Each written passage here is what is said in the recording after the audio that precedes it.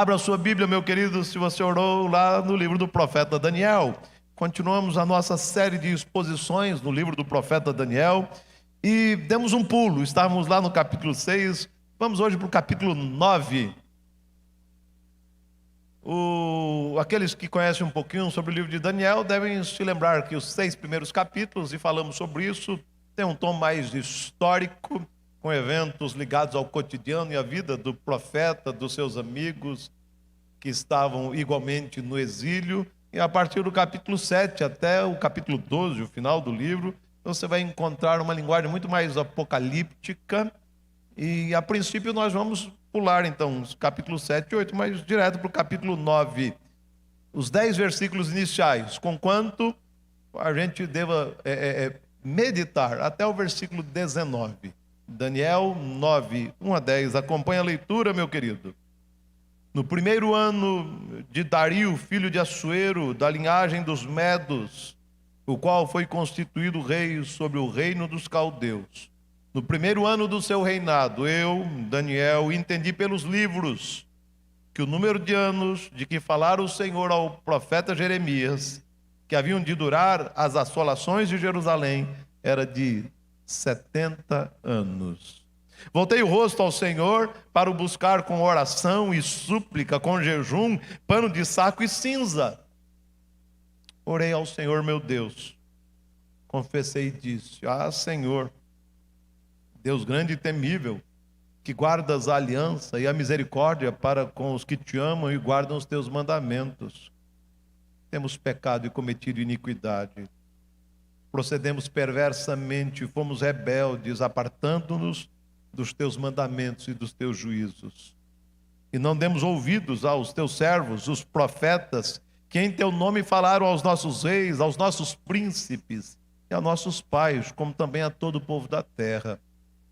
A ti, ó Senhor, pertence a justiça, mas a nós o corar de vergonha, como hoje se vê.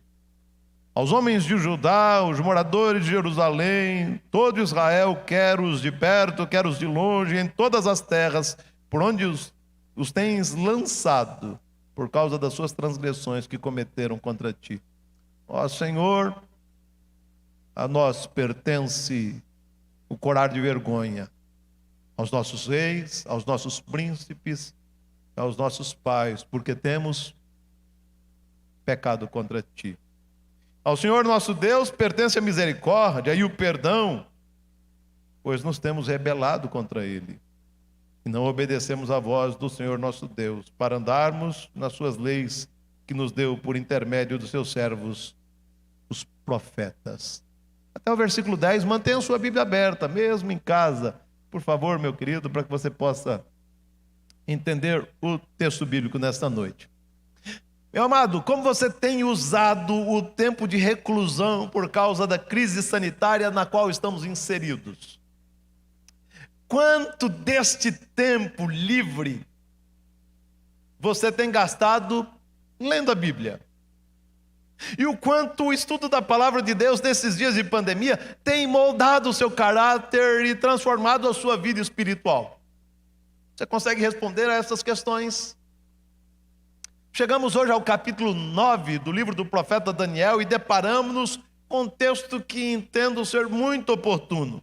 Segundo o relato bíblico, no primeiro ano do rei Dario, Daniel decidiu ler os livros do profeta Jeremias. E foi surpreendido com uma série de fatos que até então ele desconhecia e que o levaram a buscar a Deus em oração. Quando o texto diz que ele leu os livros do profeta Jeremias, está aí no versículo 2, você vai descobrir o seguinte, que eram livros, porque não era como nós temos aqui, eram rolos. Então um livro extenso não caberia num rolo apenas, então deveria ter 2 rolos, talvez 3 rolos, por isso os livros, ok? A gente conhece como livro do profeta Jeremias, mas para Daniel ali eram os livros porque ele tinha vários rolos fraccionados do texto do profeta Jeremias. Mas a questão que a gente quer levantar nesta noite é a seguinte: afinal de contas, o que o velho profeta Daniel viu no livro do profeta Jeremias que mexeu com o seu coração. O que Daniel viu que afetou a maneira como ele via a história do exílio babilônico. O que ele encontrou nos rolos de Jeremias, que transformou a sua maneira de orar nesse momento. Eu quero pensar nesta noite com os irmãos sobre 3 fatos encontrados nesse texto e as suas implicações para a nossa vida cristã. E eu gostaria que você acompanhasse a nossa reflexão com o devido cuidado. Primeiro fato, lendo a palavra de Deus, Daniel descobriu a duração do exílio. Está aí no versículo 2. No primeiro ano do seu reinado, eu, Daniel, entendi pelos livros que o número dos anos de que falara o Senhor ao profeta Jeremias, que haviam de durar as assolações de Jerusalém, era de 70 anos. Então, lendo a palavra, Daniel descobriu a duração do exílio. E é interessante perceber como o profeta Daniel demorou a entender essas verdades básicas relacionadas ao exílio babilônico. Ele estava ali há quase 70 anos no exílio. E só agora ele entendeu a duração do exílio e tudo mais. Por que ele demorou tanto? Fica fácil de compreender, queridos, quando nos lembramos de que Daniel foi levado para o exílio babilônico como um adolescente, entre 14 e 15 anos. Alguns sugerem que talvez tivesse 12 anos de idade naquela época. E agora, com mais de 80 anos, finalmente, lendo o profeta Jeremias, ele descobriu a duração do exílio. Lendo os rolos do profeta Jeremias, os olhos de Daniel foram abertos e ele entendeu algumas coisas sobre o exílio. A primeira coisa que ele entendeu é que o exílio tinha prazo de validade. Foi o que ele descobriu. Daniel descobriu que o cativeiro babilônico duraria 70 anos, depois dos quais o povo retornaria à cidade santa, como prometido pelo Senhor. Portanto, aquela situação caótica, aquela situação dramática na qual a cidade de Jerusalém se encontrava, não duraria para sempre. Aquele período de caos estava com seus dias contados, porque o exílio tinha prazo de validade. Essa foi uma das coisas que ele descobriu. Mas ele começou a vislumbrar o final do exílio. Ao verificar que o exílio duraria 70 anos, como ele diz no versículo 2, o profeta Daniel deve ter sentido um grande alento no coração. Porque, segundo as palavras de Jeremias, o exílio estava chegando ao seu final.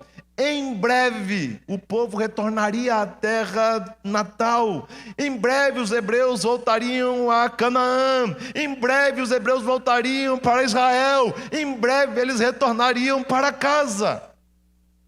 Por quê? Porque Daniel já estava com seus 80 anos, então o exílio já durava cerca de 66, 67, 68 anos. Estava às portas do povo voltar para casa. Sendo assim, quando Daniel se depara com os rolos do profeta Jeremias, ele começou a vislumbrar o final do exílio e o seu coração deve ter ficado cheio de esperança. Portanto, podemos imaginar que aqueles dias, narrados aqui no capítulo 9, foram dias de esperança renovada no coração do profeta Daniel. Ele estava vendo uma luz no fim do túnel. O exílio em breve chegaria ao fim. Então, primeira verdade, o primeiro fato que eu quero destacar é esse. Lendo a palavra de Deus, ele descobriu a duração do exílio. Segundo fato, lendo a palavra de Deus, Daniel descobriu por que o povo foi levado para o exílio.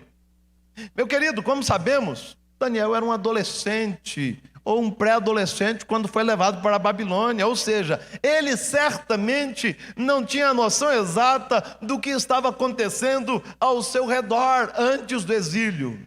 Eu nasci em pleno período da ditadura. Não é o caso dizer quando eu nasci, mas eu confesso que me lembro daquele período da Copa de 70, 74 e tudo mais, 78, o povo vibrando nas ruas, participando, acompanhando o futebol, e havia uma situação delicada nos bastidores, e a história vai mostrando isso. Eu confesso que na minha infância, pré-adolescência, eu estava totalmente alienado, alheio àquilo. Porque para um menino de 10, 12 anos, a vida é uma festa. A gente não fica olhando para as coisas e percebendo os dramas e tentando fazer interpretações as mais bem elaboradas. Portanto, Daniel era um adolescente ou um pré-adolescente quando foi levado para o exílio, e ele não tinha uma noção exata do que acontecera. No entanto, quando Daniel se debruçou sobre os livros do profeta Jeremias, os seus olhos foram abertos, as escamas caíram, e ele conseguiu enxergar a verdade. Além de descobrir a duração do exílio, Daniel descobriu a razão de ser do exílio. Ele descobriu os motivos que levaram os hebreus para o cativeiro babilônico. Lendo o versículo 5, ele descobriu que o povo pecara contra Deus. No versículo 5, Daniel fez uso de uma série de expressões para traduzir o que o povo fizera contra Deus, culminando com o exílio babilônico. Perceba que ele usa várias expressões que não são meros sinônimos, mas eles expressam diferentes aspectos da obstinada teimosia dos hebreus. Versículo 5, temos pecado e cometido iniquidade, procedemos perversamente, fomos rebeldes, apartando-nos dos teus mandamentos e dos teus juízos. Segundo Daniel, o povo cometeu iniquidades. Veja que ele coloca isso no plural, e a palavra hebraica usada por ele sugere que os hebreus ofenderam a Deus com uma vida irreverente. De acordo com Daniel, o povo procedeu perversamente. Daniel está dizendo que os hebreus se rebelaram contra Deus e agiram de modo contrário a tudo aquilo que Deus estabelecera na sua lei desde o passado, desde os dias de Moisés. O povo vai rasgando a lei do Senhor e age segundo o seu coração pecador, de forma perversa. O profeta Abacuque, que é um contemporâneo de Jeremias, está profundamente inquieto, porque ele vê a injustiça ganhando volume em Judá, e ele está indignado. Até quando, Senhor? Verei injustiça, verei morte, verei a violência ao meu redor. E ele não estava se referindo aos estrangeiros, mas ao povo hebreu, que estava pecando descaradamente, agindo perversamente. Além disso, segundo Daniel, o povo se afastou dos mandamentos do Senhor. E quando ele diz no versículo 5 que o povo se afastou dos mandamentos do Senhor, ele está dizendo, sabe o quê? Que o povo se afastou paulatinamente daquilo que a palavra de Deus dizia. O povo não chegou repentinamente e disse, eu não quero mais saber de Deus. Não! Eles começaram a se afastar paulatinamente, porque começaram a se aculturar, começaram a tentar adaptar a lei do Senhor ao seu estilo pecaminoso de vida. Eles começaram a negociar princípios inegociáveis. Portanto, nesse sentido, mais do que rebelião, nós encontramos uma terrível acomodação que levou à frieza espiritual entre os hebreus. E Daniel descobriu exatamente isso, que o povo estava pecando contra Deus. Segunda coisa que ele descobriu que o povo hebreu negligenciara a mensagem pregada pelos profetas. Está no versículo 6. Segundo esse versículo, o povo não dera ouvidos à mensagem pregada pelos profetas enviados pelo Senhor. O povo fez pouco caso daquilo que Deus estava dizendo por boca dos seus servos, os profetas. Jeremias foi agredido, foi jogado num poço, foi tratado como um traidor, porque ele disse o seguinte para o rei e para o povo: se quisermos preservar a cidade de Jerusalém, o templo de Jerusalém e a vida do nosso povo, vamos nos entregar ao Império Babilônico submissamente, porque Deus quer nos julgar.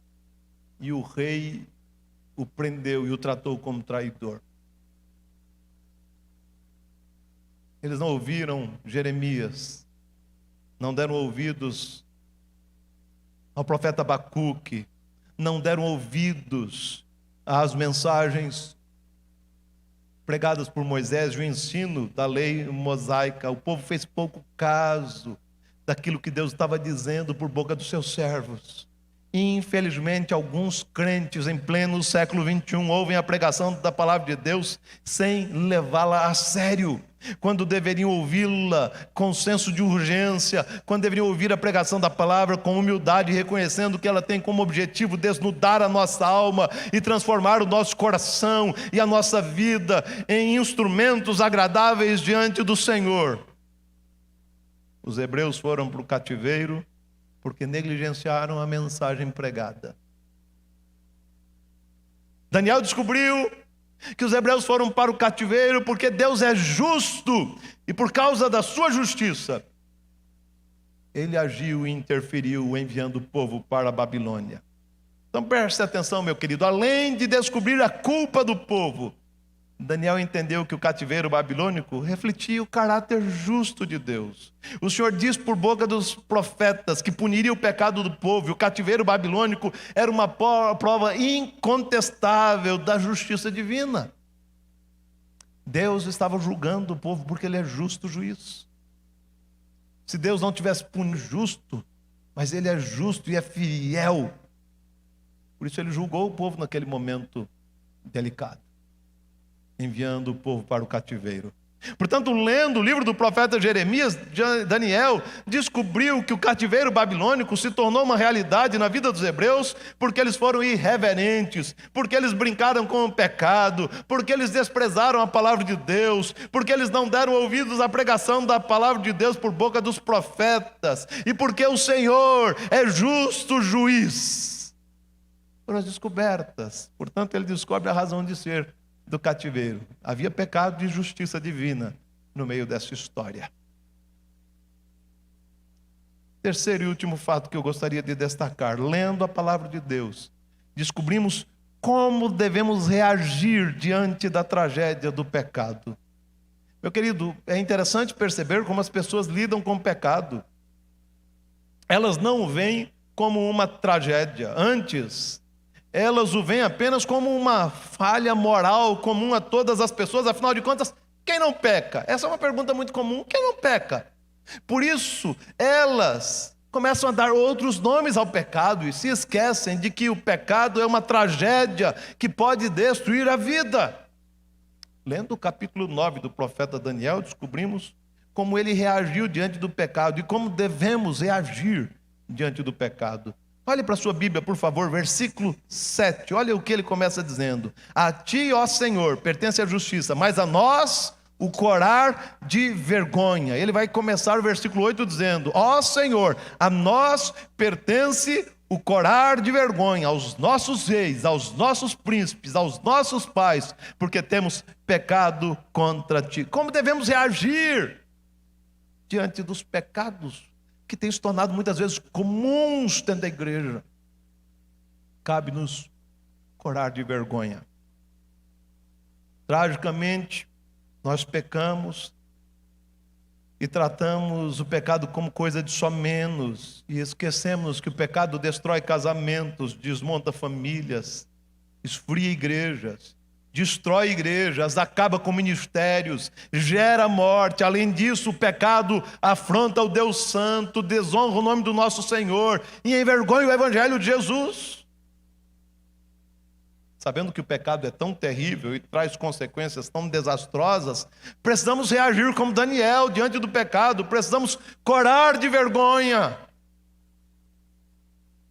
Lendo os versículos 7 e 8, descobrimos que Daniel entendia que reis, príncipes e os pais precisavam corar de vergonha ao perceberem que pecaram contra Deus, que se rebelaram contra Deus. Está na hora da gente corar de vergonha. No nosso jargão popular diríamos: está na hora da gente criar vergonha na cara, né? É assim que a gente diria? Essa é a ideia, corar de vergonha, criar vergonha na cara, para não brincar com o pecado. Versículos 7 e 8 mostram que precisamos confessar os pecados ao Senhor. Não basta, meu querido, corar de vergonha, precisamos confessar os nossos pecados. E confessar significa literalmente dizer a mesma coisa. Então preste atenção. Confessar significa concordar com o que alguém está dizendo. Confessar pecados significa concordar com o diagnóstico de Deus sobre nós, de que somos pecadores e de que pecamos. Portanto, confessar é admitir que pecamos, reconhecer que pecamos e colocar-nos diante do Senhor arrependidos, suplicando graça para que Ele mude o nosso coração, transforme a nossa vida, molde o nosso caráter, para que a nossa vida seja para o louvor da sua glória. Mais do que corar de vergonha, precisamos confessar os nossos pecados, admitindo que ofendemos o Deus Santo. Em alguns momentos nos tornamos pedra de tropeço para outras pessoas.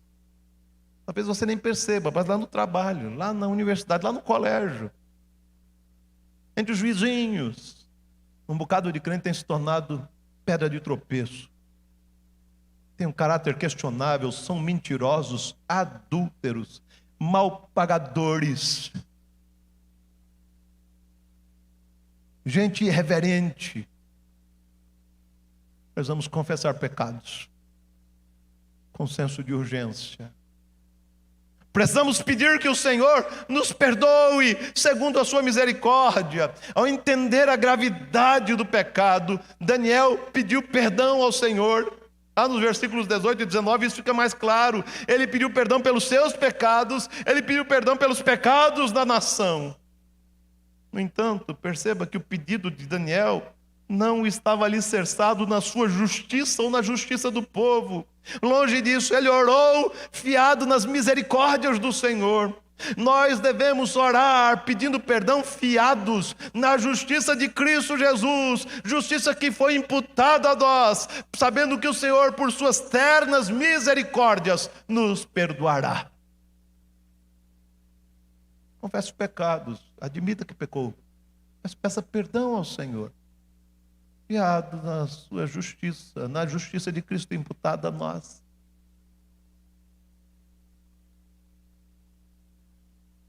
Precisamos suplicar que o Senhor restaure a nossa sorte. E é interessante notar que Daniel não buscou a Deus cheio de empáfia, cheio de altivez, nesse momento em que ele descobre a razão de ser do cativeiro, quando ele lê os livros do profeta Jeremias. Ele não comparece diante de Deus cheio de si. Veja o versículo 3, ele começou a ler o livro do profeta Jeremias, e o texto diz: voltei o rosto ao Senhor Deus, para o buscar com oração e súplicas, com jejum, pano de saco e cinza. Pano de saco e cinza falam sobre uma postura de alguém que está se humilhando, mas fala também sobre uma postura de luto, de dor, de angústia, que reconhece a sua própria miséria. Essas expressões mostram Daniel humilhado na presença do Senhor, quebrantado diante do Senhor, sabendo que aquele quadro devastador só poderia ser revertido se o Senhor agisse com graça e misericórdia. Por isso, se você olhar para os versículos 17, 18 e 19, fiado nas misericórdias do Senhor, Daniel pediu que o Senhor voltasse o seu rosto em direção ao templo de Jerusalém, que estava abandonado. Fiado nas misericórdias do Senhor, Daniel pediu que Deus restaurasse a cidade de Jerusalém, que estava desolada. Fiado nas misericórdias do Senhor, Daniel pediu que Deus restaurasse a sorte de Sião, por amor do seu povo. Fiado nas misericórdias do Senhor, Daniel pediu que Deus restaurasse a sorte de Sião, por amor do nome do Senhor. Ele estava preocupado com o nome do Senhor, com a glória do Senhor. Ele pede: tem compaixão de nós, por causa do teu nome. Refletindo o capítulo 9 de Daniel, aprendo algumas lições preciosas. Dentre elas, a de que a palavra de Deus precisa ser lida por nós com mais seriedade. E o estudo da palavra de Deus precisa trazer resultados claros, factíveis, verdadeiros, reais para a nossa vida. Não podemos ler a palavra de Deus apenas para ficarmos bem informados, porque alguns querem ler a palavra de Deus dessa maneira, para ficarem antenados e bem informados sobre o que a palavra de Deus diz. É isso, para conhecimento. Não podemos lê-la simplesmente para ampliar o nosso arcabouço teológico. Alguns vão ler a palavra exatamente para isso. Precisam ampliar o seu arcabouço teológico, o seu conhecimento teológico. Não podemos ler a palavra de Deus somente para ampliar o número de versículos bíblicos decorados, porque tem gente que lê exatamente para decorar e daqui a pouco soltar e repetir alguns versículos e mostrar. quando tem uma memória privilegiada. Antes, a leitura da palavra de Deus precisa levar-nos a reconhecer quem somos. Somos pecadores. A leitura da palavra de Deus deve levar-nos a reconhecer quem Deus é. O Deus santo, o Deus soberano, o Deus Senhor da história. Mas a leitura da palavra de Deus deve levar-nos a tratar os nossos pecados diante do Senhor. Posto isto, entendo que devemos tomar algumas decisões muito sérias nessa noite. Eu quero concluir a nossa reflexão, a nossa exposição com alguns desafios. 4. Porque a palavra de Deus tem o poder de abrir os nossos olhos. Se comprometa a lê-la diariamente, meu querido. Nos últimos dias, como nunca antes em nossa história, temos tempo suficiente para estudar a palavra de Deus. Portanto, aproveite esse tempo. Não para colocar as séries em dia, porque tem um bocado de gente fazendo isso, colocando as séries em dia. Lendo os livros de Harry Potter. Então vamos ler toda a coleção agora. Nada contra a leitura, obviamente, meu querido. Mas antes, aproveite esse tempo para colocar a sua leitura bíblica em dia, para ler a palavra de Deus com seriedade, entendendo que ela é alimento para a nossa alma, como diz o Salmo 19. Ela é doçura na nossa boca, que ela tem o poder de transformar o nosso coração. Segundo, assuma o compromisso de ler a palavra de Deus com os olhos e o coração abertos. Por favor, não se aproxime da palavra de Deus por obrigação. Antes, leia a palavra de Deus em oração, pedindo que o Senhor fale ao seu coração, para que você seja alimentado pela palavra e o seu coração seja transformado pelo poder de Deus. A palavra de Deus é viva e eficaz.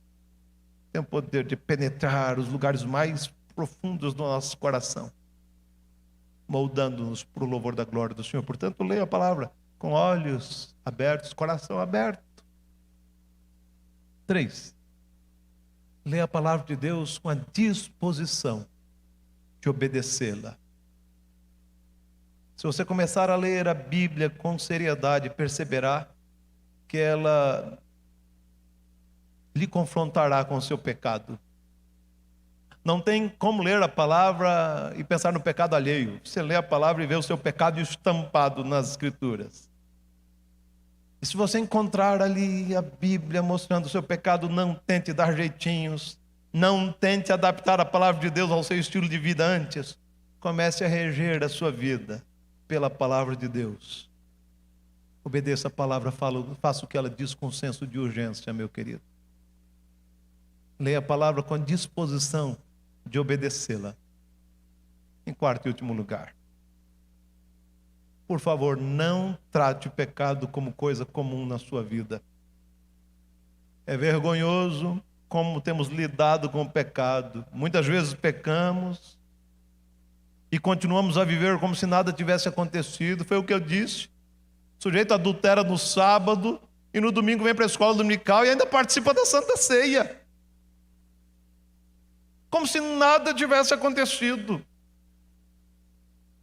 Por isso entendo que à medida que a palavra de Deus revelar o seu pecado, revelar o nosso pecado, precisamos levar esse pecado a sério. Afinal de contas, o pecado pode destruir vidas, pode destruir casamentos, pode destruir ministérios bem-sucedidos, pode matar igrejas. Sendo assim, não trate o pecado como alguma coisa comum. Antes, corado de vergonha, preste atenção, corado de vergonha, confesse-o e o abandone. Trate o seu pecado diante do Senhor. Trate agora o seu pecado diante do Senhor. Confesse o seu pecado aos pés do Senhor, com os olhos voltados em direção da cruz. Derrame o seu coração diante do Senhor. Pare de brincar com o pecado. Curve a sua cabeça, feche os olhos, faça desse momento um momento oportuno para confessar pecados. Diga para Deus o que você tem feito. Peça que Ele tenha misericórdia da sua vida.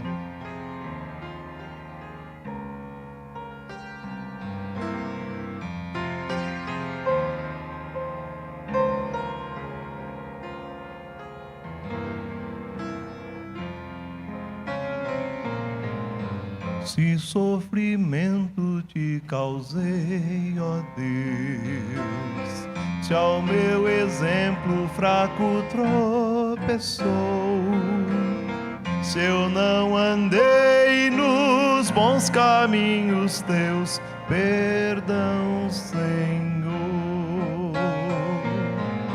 Se vão e fútil foi o meu falar, se amor a meu irmão não demonstrei, se ao sofredor eu não quis ajudar, perdão, Senhor.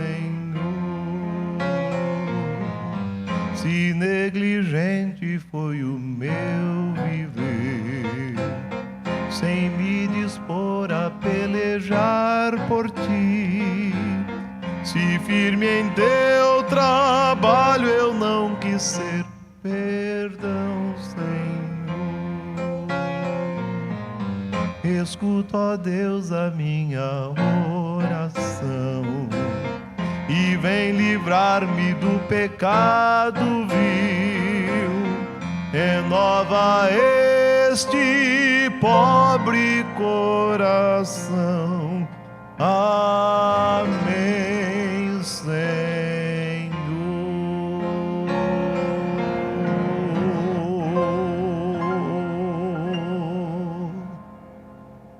Eu quero orar com você e por você nesse instante. Estamos quase chegando ao nosso momento de culto.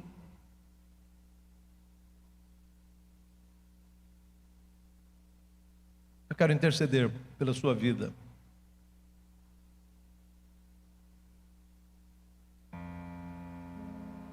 Eu não sei o que será da igreja quando voltarmos a nos reunir aqui. Mas, meu querido, a minha oração é que Deus nos torne mais santos e que haja avivamento entre nós. Temos orado sobre isto no culto doméstico em casa. Alguns assuntos se repetem nas nossas orações. Temos orado pelo Brasil, pela nossa família, pelos enfermos e pela igreja. Temos nos lembrado de você. E o desejo do meu coração é que a gente se comprometa a estudar a palavra do Senhor, sendo moldado pela palavra do Senhor. E quando ela confrontar-nos com os nossos pecados, que nós tenhamos coragem de confessá-los, corados de vergonha e arrependidos.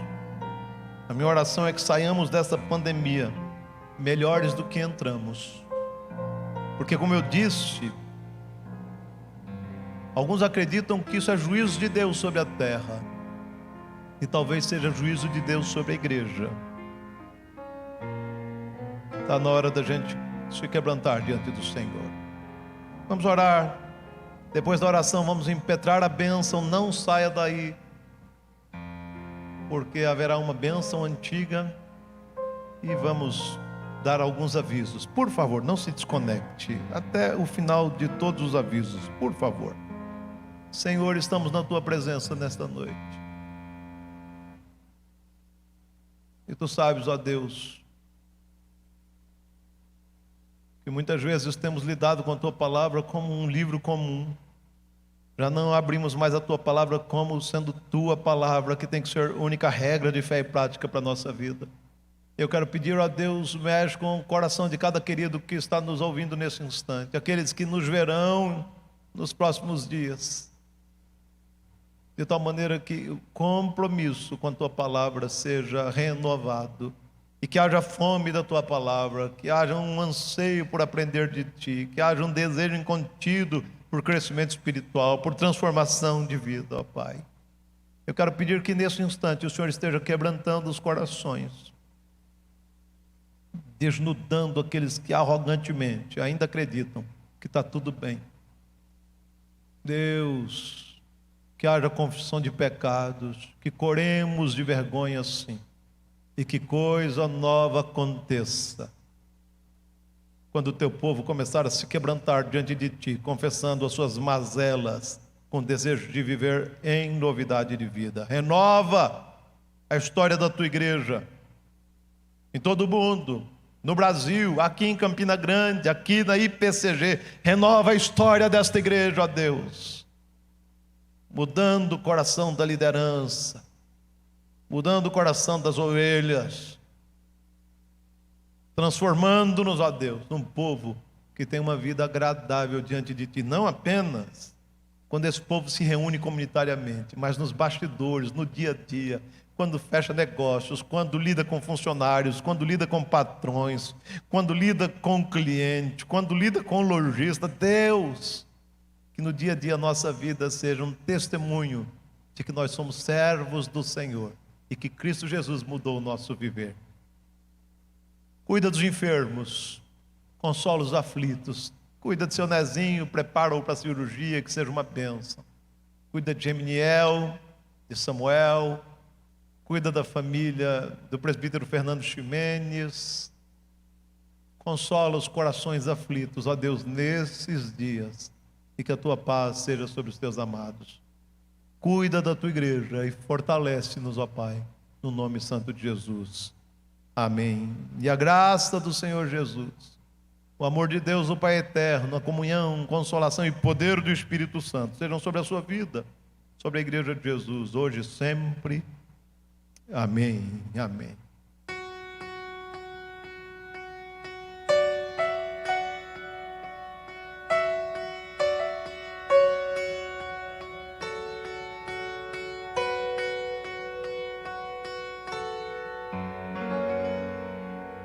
Que tua vida, amigo, seja sempre para o melhor. Que o sol aqueça teu viver, que a chuva caia suave no teu lar, e até nos encontrarmos outra vez.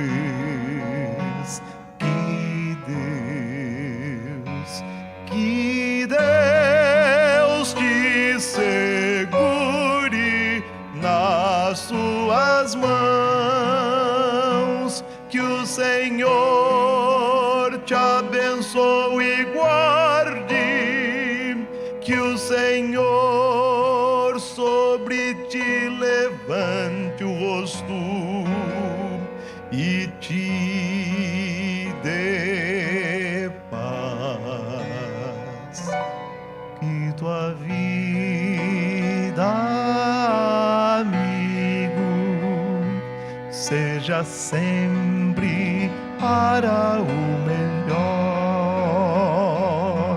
Que o sol aqueça teu viver, que a chuva caia suave no teu lar, que até nos encontrarmos outra vez.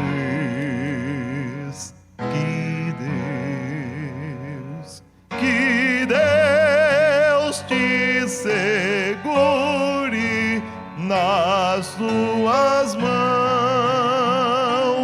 que Deus te segure nas tuas mãos.